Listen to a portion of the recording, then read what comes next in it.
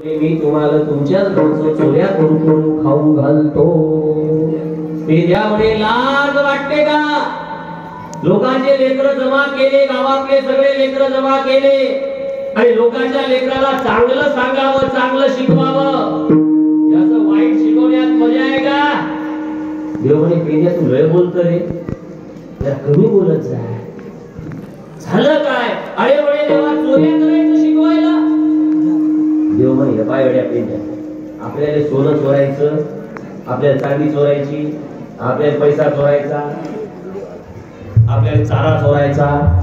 चारा चोरला होता का नेत्याने पुण्यात?